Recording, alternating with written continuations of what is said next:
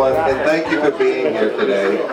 We're here to dedicate the sign and remember a place that meant so much to many of us. First, I'd like to thank Brad and Kim Sue of the Riptide. Are either Brad or Kim Sue here?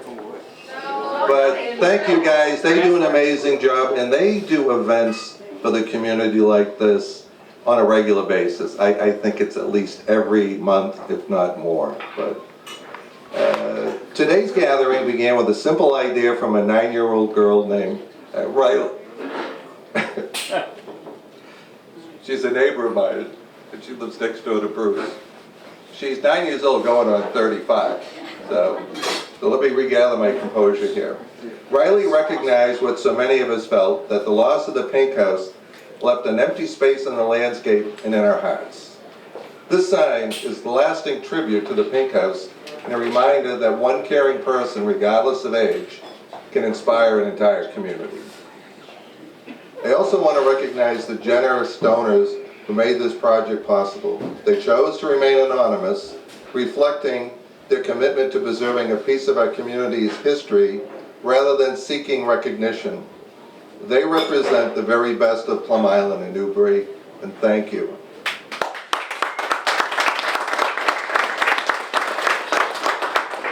Many others also contributed their time. Rochelle, Sandy, Kathy Culbert, our very own Plum Island artist, for her artwork. Thank you all. It's now my privilege to introduce someone whose connection to the Pink House is personal, its former owner, Bruce Stott.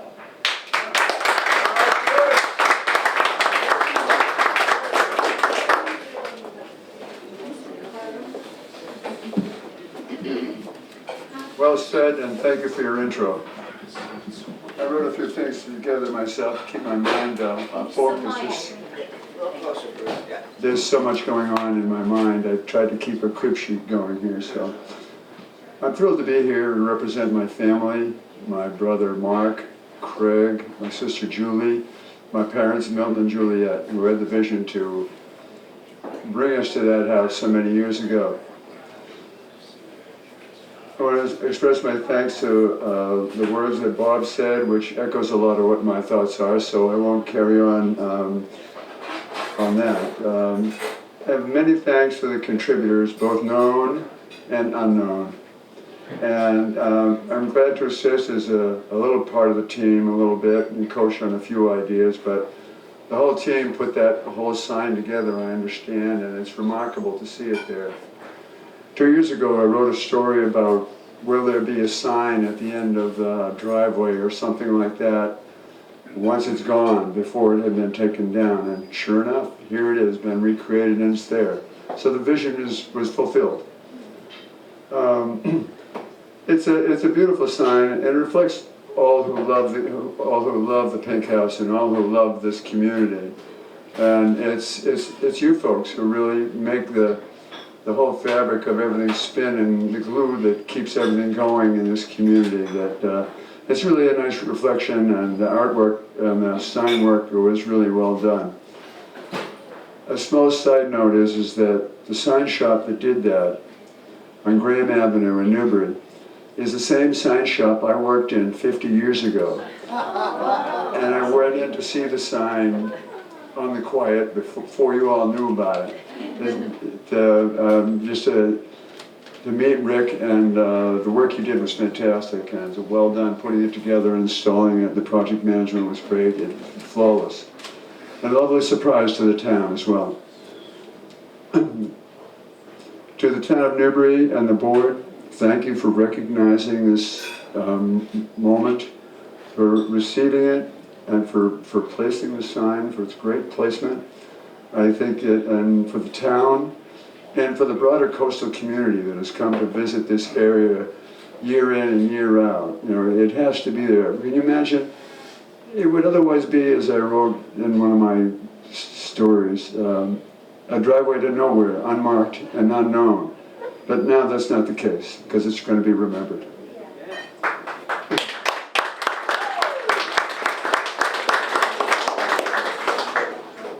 It's a memorable place indeed, and I'm a guy from Newbury, from the Pink House, and Plum Island. And my parents would be overwhelmed as I am for the astonishing love for the house and from the town, and for how everyone gathered together. It reflects the community and you to pull this all together, and it's astounding. So I'm very grateful as someone who's close to the place. As some of you may know, my wife and I got married there in 1983, and we lived there for a little bit before we moved to another place. So I grew up there and lived there. You all know part of my family rests there. Without the sign, otherwise, it would just be an empty driveway, as I said. It inspired me, the story inspired me to write a few stories and I've got the artwork together now this year. So I hope to get it published once I can. Do you remember the story about the boat, where there's a bunch of planks on the boat in the marsh that no one knew what it was, particularly Sandy? And I put that story out, and she said, "Oh, that's where those planks came from." And it was from the boat that my father took us there to the Pink House on a hot August night and said, "How do you like your new house?" He took us there by boat, that boat. Anyway, the place represented a different era that greeted you all as you came to that turn at the airport and a little stretch to the respite of Plum Island. It greeted you and cheered you on to make the rest of the way. Now the sign can carry on that spirit. In closing, it's wonderful to be here and truly to see all the Pink House supporters. I hope we can do this again, and thank you. Over to you, Bob.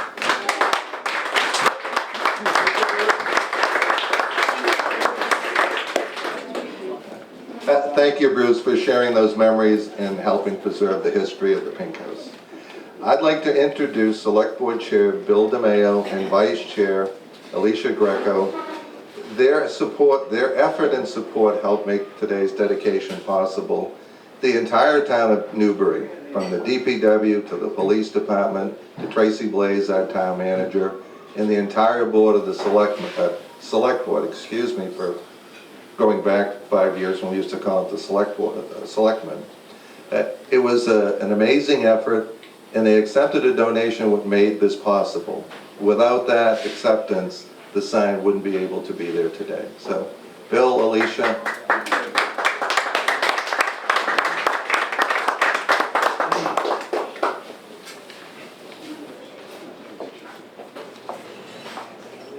Accepting the sign was the easy part. I mean, a heartfelt thanks from the town to Bob and the anonymous donors that made the sign possible. Okay, it's a tribute to everybody, not just the work the town of Newbury did, but a lot of people as well. Though the Pink House no longer stands on the marsh, its spirit and its meaning to this community remains strong. To the people of Newbury, thank you for the pride, the care, and the connection that you showed this landmark over so many years. Your love for this place turned it into something far greater than a building. To the Save the Pink House Committee, your dedication was remarkable. You researched, advocated, fundraised, and worked tirelessly to preserve something that mattered deeply to so many. Because of your efforts, the story of the Pink House will continue to be remembered and honored. Even though the structure is gone, the memories, photographs, and shared moments endure. The Pink House lives on in the sunsets behind it. The art is inspired, and the way it brought people together. Thank you for keeping its legacy alive, and for reminding us that while places may disappear, the community that loved them remains. So thank you all for being here. Thank you. And now I'd like to yield my time to the Honorable Senator Bruce Starr.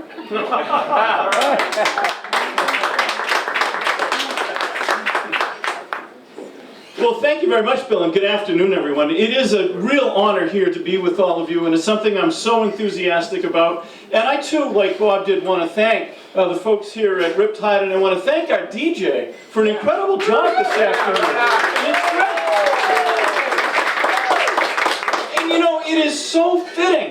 have a sock hop in recognition of the Pink House, and here's why. When we think about the sock hop, we think about some of the best times in people's lives. We think about what people did as they were growing up, as they were getting older, as they were learning to be social and work with each other.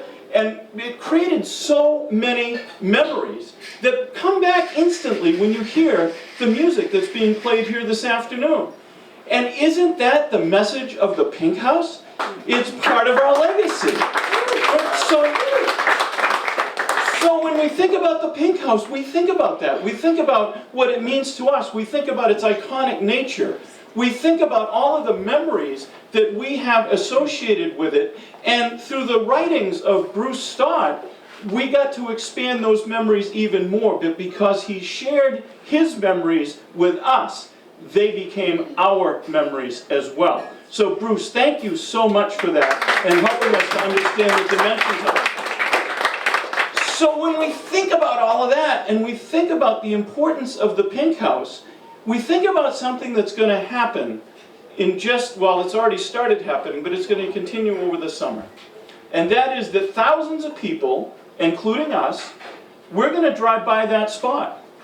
And we're going to look over there and we're going to miss the Pink House. Yeah. We are, for sure. Yeah. Right? But for those of us who are not from this area, who don't know the story, who aren't familiar with the fight, they're going to wonder, did the community forget about this icon? And now, thanks to that sign, the resonating answer is going to be no. The community still cherishes what the Pink House represents. And what does it represent? What does it represent? Well, it's many things. Number one, it represents folks living on Plum Island and understanding how special this place is. Number two, it represents the stewardship that we all feel for this very special place. And perhaps more importantly, what it now represents is an enduring symbol about how something people can believe in can bring them together from different perspectives, different walks of life, even different places in geography, and bring them together and unify them about a belief in something bigger than themselves. And so while the bricks and mortar and the boards and the parts of the Pink House, they have sadly gone from our midst. What remains with us is the example that Rochelle and so many people on her team and all of you set to remind us, never give up, never be intimidated by the odds, and never forget that what you are fighting for is important to you. And when folks go by and see that sign, they will know that in this community, we will never forget what's important to us. And we will never walk away when the odds are tough. And the sign reflects the fact that we have not given up. And it reminds us of how this community was unified and stays unified, continues to be unified around the idea of all the Pink House represents. And you know what's great? There's another lesson here too. And there's a lesson that when you have partnership, nothing is impossible. So a group of donors decided to memorialize this building and this effort and part of our identity, and they worked together to raise the funds. People like Bob made sure the project was executed properly. A local artist gave talent to get the right sign.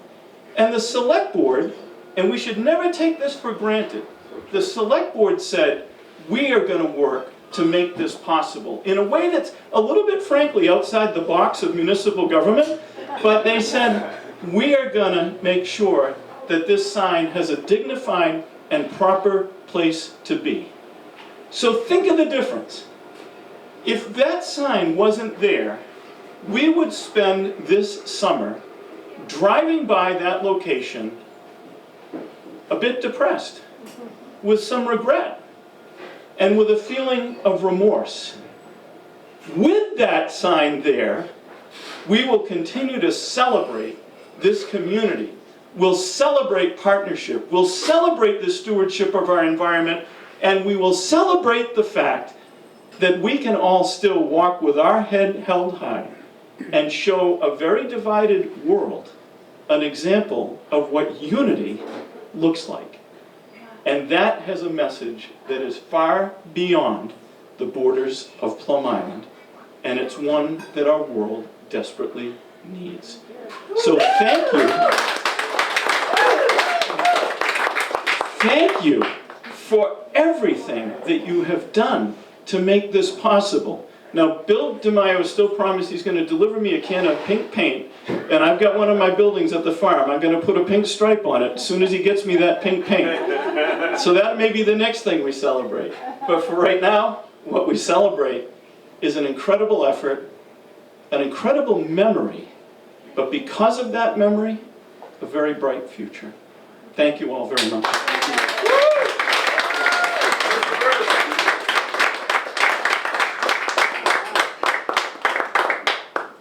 It is always a tough act to follow Senator Bruce Tower. His command of the English language is just simply amazing.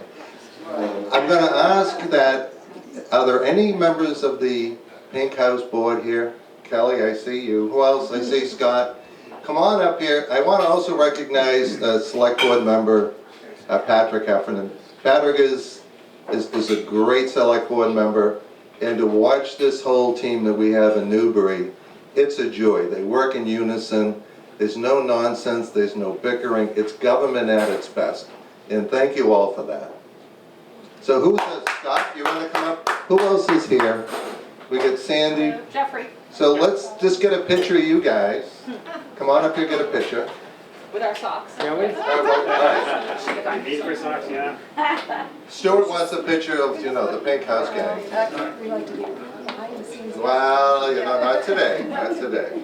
I'm still a thorn along the road. Yeah. Did you have no socks? We're looking at Stuart.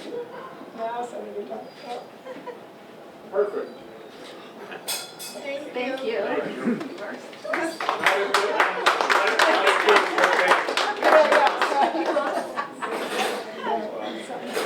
Thank you all for being here. The Pink House may be gone, but it's a place in our community's story endures. So thank you all. And again, thanks to the Riptide crew and the Riptide staff. They're awesome. Yes. So, Yes. enjoy the rest of your day. Did anyone thank you there, Bob? Thank you, Bob. Yes. Thank you.